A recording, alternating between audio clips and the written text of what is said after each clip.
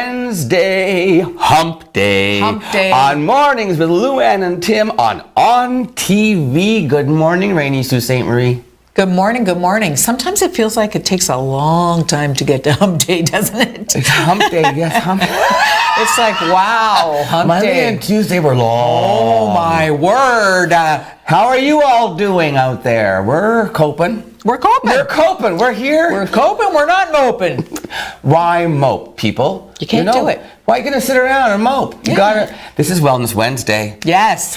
So you're going to help us. Yes, we're going to talk about it's mental health awareness week, I believe. So Lisa Caracato's here from Canadian Mental Health Association to talk about That's awesome. self-care and about removing the stigma of mental. You know what? I was going to illness say the and- thing about it is it's so stigmatized. Still. It's even just though like- 1 in 5 Canadians is diagnosed with mental health issues, right? And they're finding now that they're younger and younger people. Well, yeah. Right? Well, there's different stressors in the world today, but let's talk about happiness. Let's talk about Trump.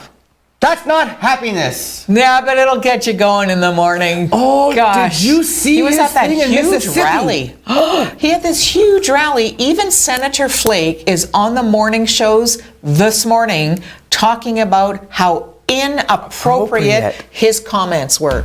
Talking about making fun of, taking jabs at Dr. Ford's Sexual assault victim. Sexual assault comments, saying things like, for instance, I had one beer. Where was the house? I don't know. What time of the year was it? I don't know. He was mocking her. He was so making fun of her. Thousands of people, and they were laughing at her. The people in behind him were just like, yeah. It was so unbelievable. It's like you can't write this kind of stuff. No. He starts off saying, well, we need to do, he starts off one way, but then when he gets in, it's like when he gets in front of his people, everything changes. And also, all the when rules he goes off script, you can tell when he's reading, he's reading, and then he reads, and then he reads. Totally, he's got a prompter there and a prompter there. And then when he starts to go off on his own little tangent, he looks at you. And if he gets, it's like.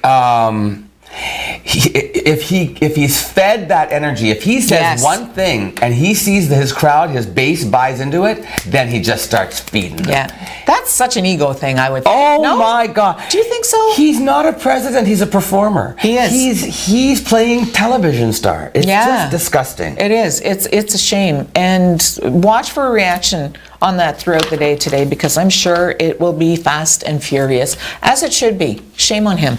Shame on him. Shame. Paul McCartney. Okay. Yeah. He did a concert in Winnipeg. I guess it was Winnipeg. Yes. So I guess he stuck around in the city after the concert was over, the next day, whatever, and he got a bicycle and he went for a bicycle ride with his 2 security guards. That's why he stays in such good shape. How old is Sir Paul McCartney? 72. Is he? Well, anyway, he's riding along Winnipeg, and I guess there's a couple there getting married and doing photos for their wedding, and Paul McCartney rides by, and he says, "Congratulations," and then cheerio. And so the bride went, "That was Paul McCartney." Turns out the path he was on was a dead end, so he had to turn around and come back with the security guards, and this time they stopped him. And they posed for a picture. They didn't really chat. They said, "Are you enjoying Winnipeg?" He said, "Yeah, whatever," and he drove on. But isn't that kind of... That's who would so think, cool. of all places, to meet Paul McCartney on a bicycle in Winnipeg when you're posing for wedding photos? If you're standing outside in Winnipeg in October and you turn to me and say, "Hey, that was Paul McCartney on that bike," I'd go, yeah, right. Sure it was. Yeah. If you're standing outside in Winnipeg in October, you're brave, because didn't they have record? Well, it wasn't Winnipeg, but Alberta record 40 snowfall. centimeters of snow fell. Highways were being closed. The reporters were out there with their, jackets and toques on, and the snow was falling. I shall not complain about the rain. Seriously, rain. Wow. You don't gotta shovel rain, folks. Peggy Sue. Remember Peggy Sue got married? Did she? No, Peggy Sue died. Oh, there was a real Peggy Sue? Yes. Her name was Peggy Sue Gerron, Gerron, not sure how to pronounce it. Peggy Sue. In 1958, Buddy Holly wrote the song. Yeah. Yeah, Peggy Sue. Turns out the song was supposed to be called Cindy Lou.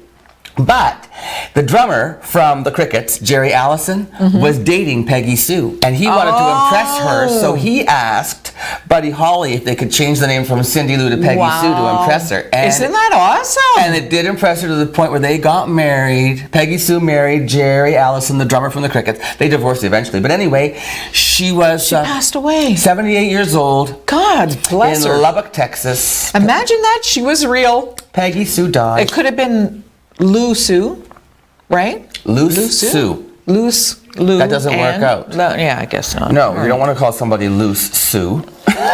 No, I didn't mean Lou Sue. You're I Lou meant Sue. Lou. Sulu. Oh, Sulu. Star Trek. Sulu. Sulu. May the force be with you. No, that's not. That's Star Wars. Never mind. What do you got? Anything? I got more. I got Arthur Funeral Home. Speaking of funerals, but this is not. Yes.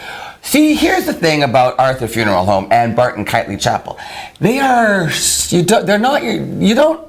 Have you ever like dealt with them in any way? Because they're not. It's not like a funeral home kind of feeling there. No, I know. Like it's Lene Fragamini. So there you have one it. of the people there. So right. It's all about like life and celebration and stuff.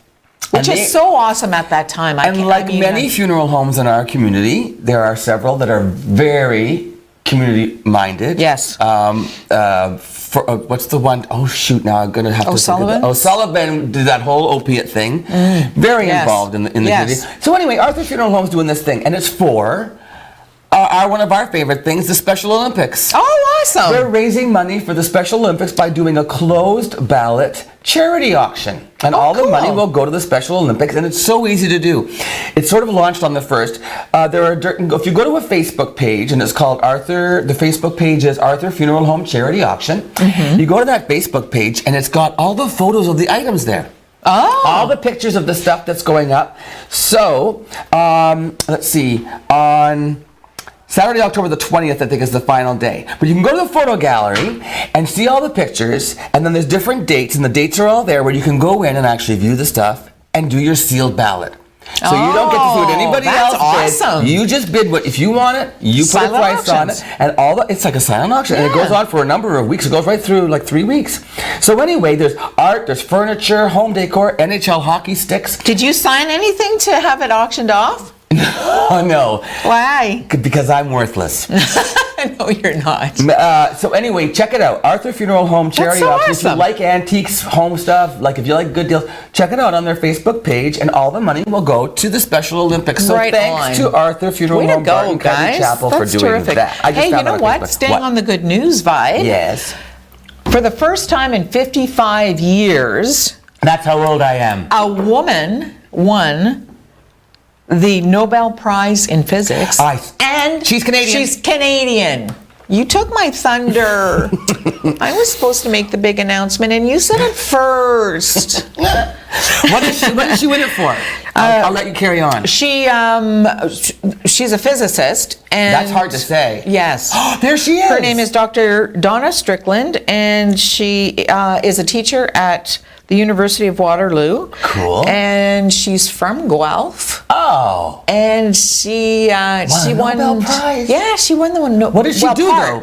Well, she's one of a team. Yes, she's part of a team. So she shares her half with somebody that she worked with, and it has to do with lasers and laser treatments and stuff like that. So I could use some laser treatments. Oh, mama. Oh, jeez. You know what I find? Laser on the lips. Oh my gosh, I have rivers going right up to my nose now. You want? Seriously, they're just put lipstick on. By the end of the day, it's like in my nostril. It's hideous. Can anybody? I need to get the fat sucked out from under my eyes, and I don't want to go to Sudbury. I'll do it. Somebody, these are actual, like these bags under my eyes, these little pockets. That's actually pockets of fat that build up over the years. Oh. And apparently they can just do like a little cut and pull the little sack of fat out. I can do it for you. Well, but I would have to go to Sudbury to get it done. No, you can here on the air. Imagine the people who would watch. I could get just little tweezers and pluck that little fat sack out. And then tighten me up. Yeah. I'm tired of these bags. I'm packing for Florida. Okay, listen, I got something else, don't I? What do you got? Do you like kale? Not the guy. I like kale. Mixed in with regular salad. It's awesome. National Kale Day. It's awesome in soup because it's so hearty. Now that I didn't know. Yeah, it's really hearty, and it'll last. You know how if you make like a pasta soup, then the pasta gets pasta fat. fagioli? Yeah, the pasta gets fat, right? If it sits in the liquid too much. Oh, I see what you're saying. Kale doesn't break down. Kale, seriously, will be the last living thing on this planet. Kale and cockroaches. Kale and cockroaches. Cockroaches eating the kale. If you get kale, just a little hint, massage the leaves with some really good olive oil, and it softens them, especially if you're going to eat them raw in a salad. Listen to you. You're welcome. Stuff. You're welcome. I'm very impressed with you. Thanks, me too. Thanks for tipping us off on National Kale Day. Yes, absolutely. All right, well, listen, we're going to go to a break. When we come back, I'm going to be talking with Lisa Caricato from Canadian Mental Health Association for this installation of Wellness Wednesday. Stay with us on Mornings with Lou Ann and Tim. Oh, you're supposed to take us out. I started. Yes, thank you very much for tuning in with us. We hope you're having an awesome morning so far.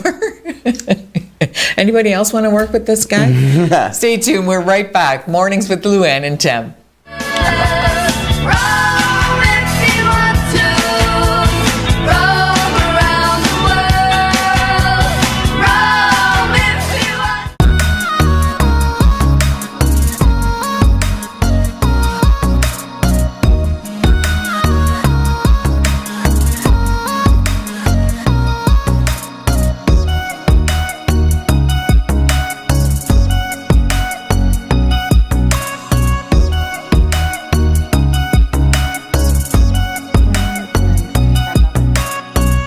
It is Wellness Wednesday. Lisa Caricato joining me on ONNtv. Good morning. Good morning. Nice to see you again. Nice to see you too. We had a great time together at Sault College for their Motivational Monday. We did. That's a great concept, isn't it? It is. Those little pop-up things that not a huge event, just something to keep the kids, keep the students, well, not kids, because there's every age there. There are. Just making them aware of that there are resources there to help them through any trials or tribulations, and tips to stay healthy mentally, and actually everything, physically, mentally, spiritually. Yes, that's absolutely right. Now, what is our week this week? So this week is Mental Illness Awareness Week. Okay. So what do we want people to be aware of when we talk about mental illness? Well, it's a time that we really want to promote open discussions about mental illness. Okay. Because really it is so common. About 1 in 5 Canadians will have a mental illness at some point in their life. So we all know someone. So it's important to encourage people to talk and share, because a very high percentage of people, I think it's about 2/3, who are struggling don't ever get the help that they need, because people are embarrassed or ashamed about it. Embarrassed or ashamed to talk about their feelings, or mostly feelings, right? I mean, I think so, and to share that they might be having a problem with their mental health. okay. So who do you turn to? I mean, when you're, for instance, when you're a teenager and you think you can't talk to your parents and no one's going to understand, and nobody at school, nobody understands, because that's so much a part of it. You don't think anybody else is going to, not even teenagers, this is for anybody who has mental illness. You think that nobody else is going to understand what you're going through. Yes. So why bother telling them? So who do we talk to? We could talk to anyone we feel comfortable. We know that getting professional support is absolutely very important, and for young people like kids, the statistic still is 1 in 5. It still is. So for youth, even 1 in 5. Yes. So talking to teachers or guidance counselors at school, or coaches, their family doctor, talking to friends and family, because having that personal support around you is very important as well. So it's really being able to identify, asking people to be able to identify around them, find their own resources almost.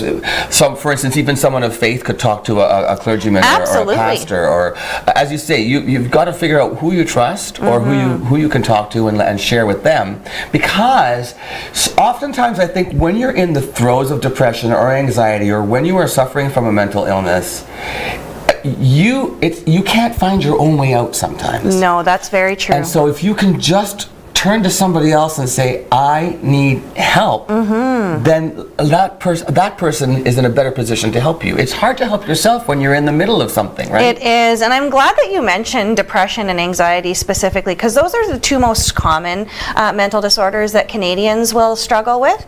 And sometimes, like you said, it's difficult to see or to know when you need help. And so having people around you that can have conversations and point out things they've noticed is really important. Some people don't even recognize that what they're experiencing is mental illness. Right. Somebody who suddenly finds himself not being able to get out of bed in the morning, right, or waking up with that feeling of there's someone sitting on my chest. Yes. I can't face this day. My anxiety when I wake up this is a terrible thing to experience, but it happens to me, and even when I'm not in a bad place. I can be having a perfectly wonderful week, but for some reason one morning I'll wake up and think, what am I going to do today? Oh my gosh, what do I have to do? I can't, and it just hits you. Yes, and that's the nature of having an anxiety disorder. Many times you will start to feel those symptoms from out of the blue, right? Oftentimes we look for reasons or something to have happened, but most of the time it's not. It just comes out of the blue. It just comes out of the blue. Can I just tell you that when you get a diagnosis, sometimes that's the best thing that can happen to you. I agree. A lot of people are very fearful of that diagnosis. Afraid to hear the news, but if we can get help and treatment for people early on, then recovery is expected. People can live the life that they want to live if they can get help and treatment. So we talk about that early detection of things like cancer and stuff. Right. And we were talking in the green room before the show, and you were saying, oftentimes there's a shame or a stigma attached to mental illness that isn't attached to other diseases. So if I have bipolar disorder, there's no shame in having bipolar disorder, just like there's no shame in being a diabetic, right? I absolutely agree, and it's a health concern. Depression, anxiety disorder, bipolar disorder are all mental disorders. They are all part of our health, just like having challenges with diabetes or heart disease or asthma. That's a health condition, and so are mental disorders as well. And so when you have something like asthma, then you have a puffer, and you know that you have to avoid certain situations, and you don't do this, and you don't. If you're a diabetic, you have to watch your intake. So the same thing, if you have a mental illness, there are things that you can do. There are tips, there are tricks, there are lessons to be learned. It's learning to live with, right? Right. Learning to live with and knowing yourself and having a great support system around you. Support system is huge, and you can't have that support system unless you open up and talk about it. Absolutely. Yeah. So we're talking then the ideas for being aware and being healthy. Communicate. Yes. Reach out. Yes.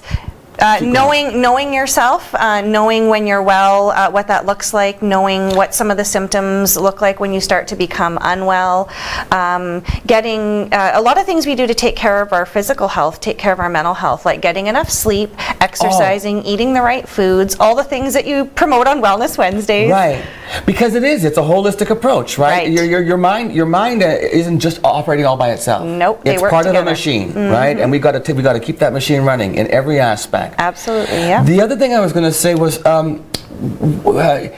when you're feeling overwhelmed or when you feel like there might be an issue, the resources that are out there, I think a lot of people don't know that you have a walk-in. We do. Service. We do. Every Tuesday, we've partnered with many agencies in the community. So the Canadian Mental Health Association, John Howard Society, Sault Area Hospital, Algoma Family Services, Algoma Public Health, and we work together to run a walk-in clinic. So anyone can come if they're struggling or need some support. No appointment necessary. No appointment. They don't need any ID.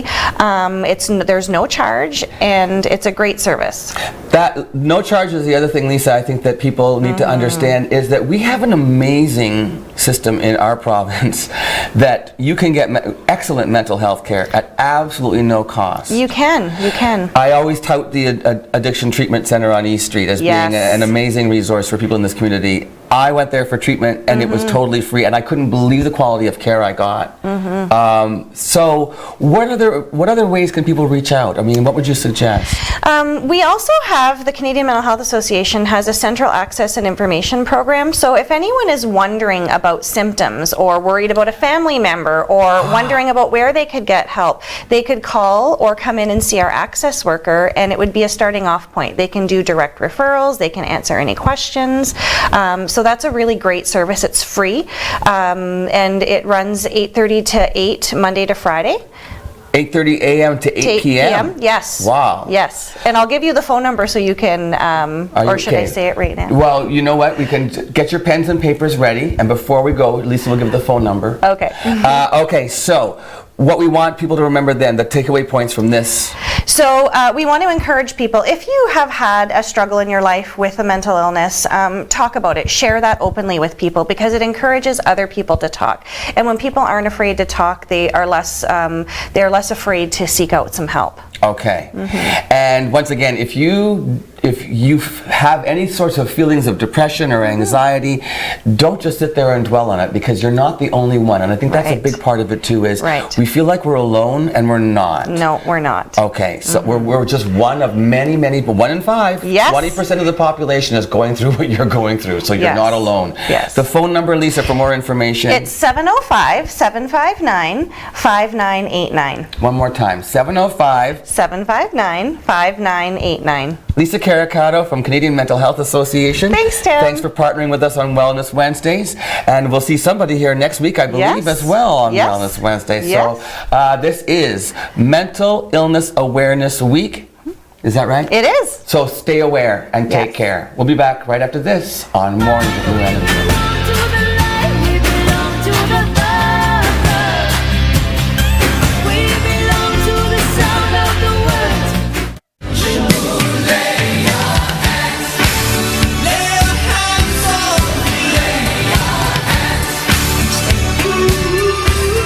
Oh, so great. So now he's out of coffee. Oh, here we go. I don't get to leave this desk.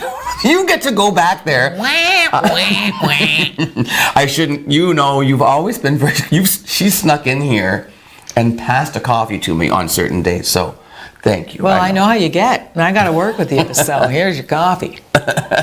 Okay. Hacking.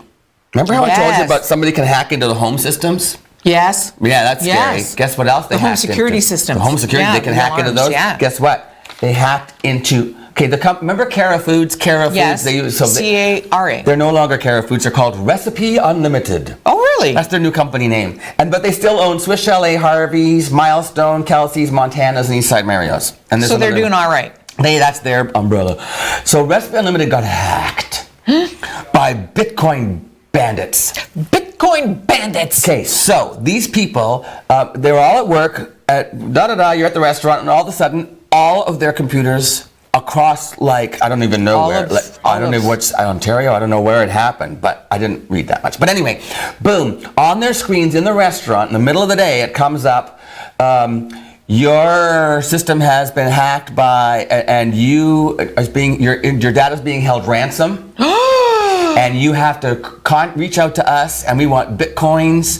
0.5 Bitcoin is like worth 4,000 Canadian dollars. Really? So and they said, so we want this money, and then we're going to tell you where the hole is in your system that allowed us to get in, and then we'll give you your data back. That's nasty. So it's like they're charging them to fix their breach. They have to pay ransom for it. Pay ransom, if we'll fix your breach, and we'll give you your stuff back. It's too bad those smart people who are doing this aren't smart enough to go find a real job.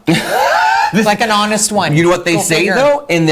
Because this came up on the screen, a little message came up on the screen in all the restaurants, and it said, because they use those touch screens, when you're ordering stuff, that came up everywhere. And it said, nothing personal, just business. Oh! The bandits, the Bitcoin bandits say... The bad Bitcoin bandits.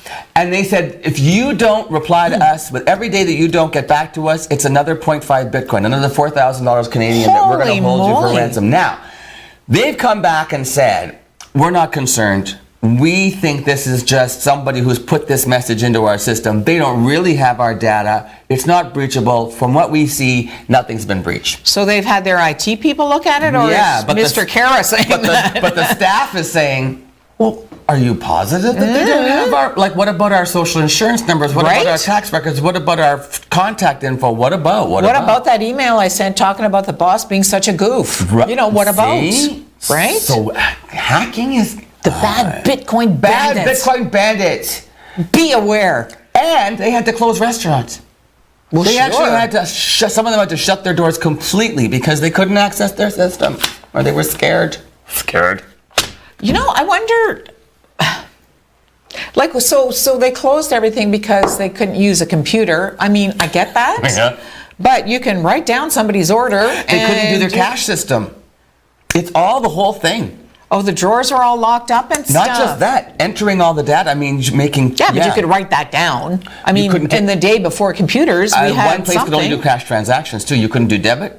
Your debit, you can't use your debit machines. It's all visas. Computerized. So unless you got cash. Bad Bitcoin bandits. Bitcoin bandits. That's terrible, though. Speaking of guess who walked into the studio just now? Boomer! Braido! Awesome. This is exciting. People have been camped out seriously since not last night, the day before. Camped out. I'm driving to work at 5:45 this morning in the dark, cold, misty, kind of not very nice out, and there's tents like down the sidewalk. These Bitcoin bandits don't have jobs. What about the people who are lined up? How do you find the time to get on the sidewalk for 2.5 days? Apparently it's okay. I don't know how you do that. Yeah, well, he's up anyway. Anyway, Boomer Braido's in here to talk about Catch the Ace. Oh! I can't wait to talk to him. Somebody tonight is going to be a millionaire. Somebody has to win. There's one card left. There's only one card left. And it's the ace, I'm thinking. If it's not, see how quick I am? If it's not the ace, someone's got some splaining to do. Boomer's coming up right after this. Thanks for staying with us. I'm a fool to do your dirty work. Oh yeah. I don't want to do your dirty work no more. This is the world we live in, and these are the hands we give up. Use them, let's start trying. So that was a nice shot of the Memorial Tower. I was just telling Luann, and Boomer sitting here, and hi Boomer. We were talking about the Memorial Tower. When I was a little kid, I thought that was a giant milk bottle.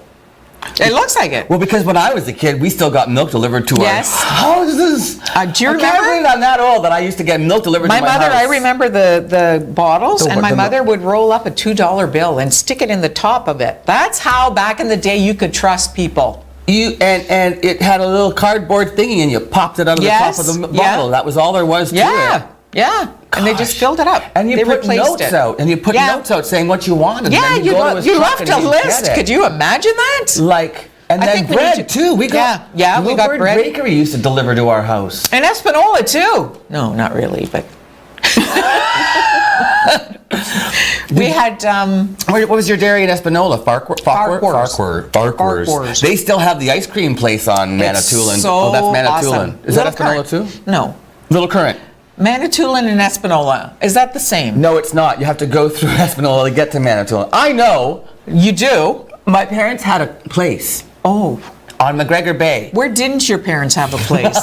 Good Lord. You lived in places everywhere with your parents. No, not with them. McGregor Bay? They were on McGregor Bay. Gorgeous. I'm telling you. Beautiful. Absolutely.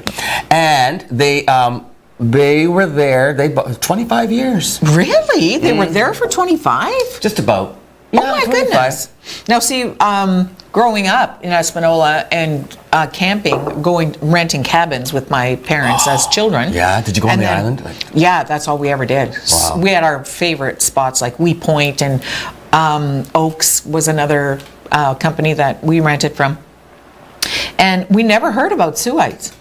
Sudbury people would come, and then all the tourists, who you could tell were tourists because they had T's on their forehead. But you can always tell, right? The person who's not like from the island for sure. But we never ever heard of a Suite. Because he had all of his teeth? Yes. Just kidding. No, come on. That was a joke. All the haw eaters are so suing your bum right now. Because they eat the haw berries and they get cavities. They're berries. They're not rocks. They have teeth. The haw eaters are awesome. teasing. No, you're not. You're Okay, bad. but you know why there's no Sue Whites there? Why? Because they all go like To St. Joe's Island. and Gooley. Yeah. And Haviland and Harmony. Yeah. Yeah. Yeah. Okay, so what's next? Boomer Braido showed up, and we're going to talk about Holy Ace. Oh my goodness. It's about the Ace. Coming up, Boomer. right after this. Boomer's talking Ace. 4, 3, 2, 1. Earth below us, drifting, falling, floating away. Doctor, doctor, can't you see I'm burning, burning? Oh, doctor, doctor. In case you have never been able to put the face to the name, there's the face, and the name is Boomer Braido. Oh my gosh.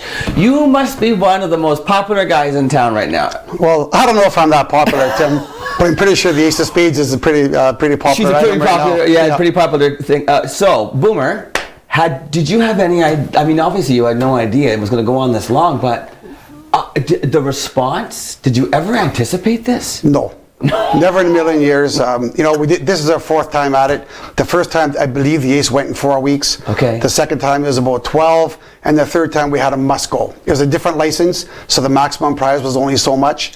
So when we hit about 20 cards, I think we had 14 or 15, actually we hit about 35 cards, we had a must go, but nobody that I know would ever figure that the Ace would go this far. Like, wow. Hard. So, as far as pot sizes go, I'm not really that familiar. Do you know where you're at as far as like records and who's got? Okay, I'll give you a guesstimate. Yeah. Right now, we're the only AGCO ran catch chase in the province that has gone this far. Yeah. So we are the biggest pot in the province, I would assume. After this week's draw, I only anticipate, because I don't know how many tickets I'm going to sell this week or we're going to sell this week, but I will say that the weekly guy or gal will walk out with probably about 175,000, and of course include the rollover for the Ace of Spades, maybe 1.2 million. I want that. And I think the charities might tip 1.7 million to share. To share. Between a few expenses, but that's a big lot of money for 2 well-deserving charities. Tell us the charities, Boomer. Big Brothers and Big Sisters of Sault Ste. Marie. Yeah, that's the one that's close to your heart, right? I like the Big Brothers. I like them both a lot. Okay. And the Group Health Center Trust Fund. Trust fund for group health. Yeah. Amazing. Yeah. And the volunteers that are coming out from both of these agencies in the droves, double thumbs up. Thank you guys. Couldn't do it without you. That's for sure. You would need that. We would need that. With the crowds. Yeah. The crowds are crazy. Do you have any estimates of numbers of people? Have the cops been able to figure out the police? Sorry. Have they any estimates of the sizes wrapping around the? At one point, there was 1,400 or 1,500 people in line. It reached all the way to Wellington Street, down to Estelle, all the way back to Estelle, and back up to Second Line, all the way down Estelle, past the church. Yeah. Okay. But the line goes fast once we start moving tickets. And then once they get their tickets, those people all leave? No. Some go in and have a beverage and some food. We have an outdoor beer gardens, but You do? Yep. But a lot In of that people, covered area? In the covered area. Yep. Cool. And we have a live monitor in the covered area. Okay. A lot of people will go home and watch it on ONNtv, right? Well, because ONNtv is covering it this week. This is kind of new for us, right? We are going to be doing live coverage of Catch the Ace here on ONNtv. Are you going to be there? On Thursday, I have a rehearsal for Mamma Mia. Oh, okay. I'll be standing by. Whatever's more important to you, it's okay. Oh no! All good. So wait a second. What time is the draw? The draw's at 9:30 sharp. 9:30 sharp. We sell tickets till 9. From 2 o'clock in the afternoon till 9 at night, we sell tickets. So from 2 in the afternoon till 9 at night. So if there's have you ever run out of tickets? We ran short about a month and a half ago, and it was just an anticipation of how many people are going to buy tickets, and then we used to have our tickets dated. We no longer have them dated, so we just roll tickets into the next week if they don't sell. So this is why we have. Wow. Okay, so what happens then is you roll the drum. Is it a drum? It's a drum. You roll the drum and then you reach in and you pull a number out, and then that person has how long? 1/2 hour. Half hour to get down there, and then you unlock the cabinet. Yep. And then there's only one card left. There's only one card left. So you know what card that is. I'll give everybody a hint. Yeah.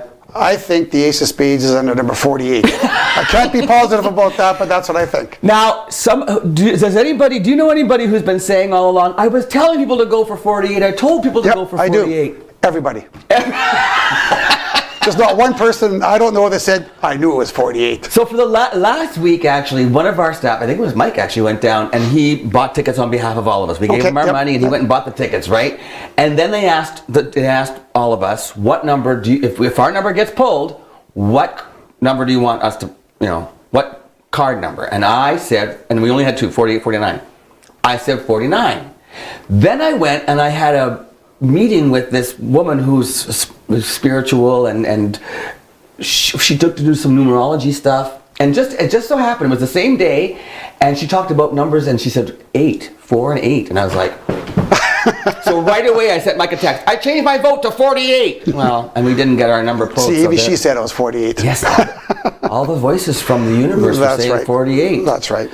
How exciting. Okay, so I guess we're going live on TV tomorrow night at I believe 8:45. Is that what time it is? 8:45. You know more than I do, Boomer. I believe 8:45 ONNtv will be there. We're going to set you up on the stage. We'll have the barrel on stage, and you can do your stuff.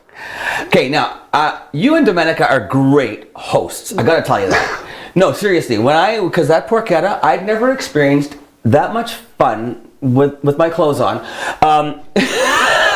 Hard to believe you had your clothes on standing beside me, Tim. That porchetta bingo is a blast, man. It is. How much have you raised just doing porchettas? We raise about 25 to 30, maybe close to 40,000 per season. Per season, and we raise them doing it for local charities. For how many years? We started porchetta. We're in our 8th year, 8th or 9th year. So you're talking about $2 million? Yeah, close to it. Close to it.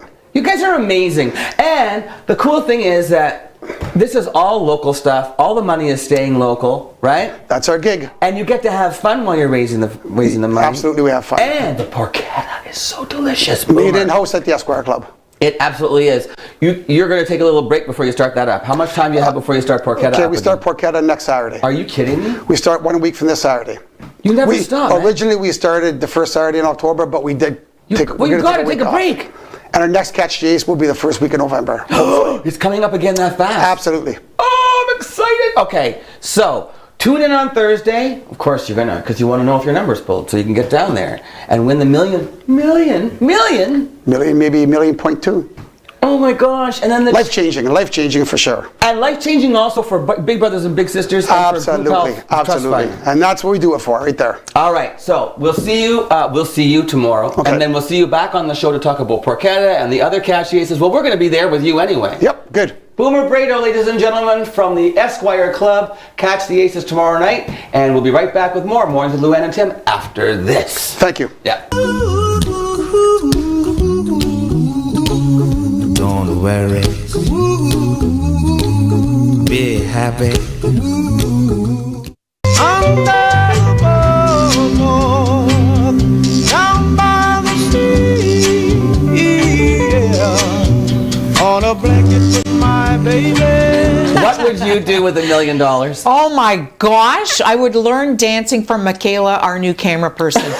She's just boogieing back there. in like this. It's so wonderful. It is so much fun. Yeah. What would you do with $1 million? I would go. I would get on a cruise ship and go until the money was gone. Yeah. Oh, really? Yeah. I wouldn't cook another meal. I wouldn't work another day in my life. I would make that $1 million last, and then I would probably turn to selling my stuff on the streets. Okay then. Have an awesome day. Hope you win.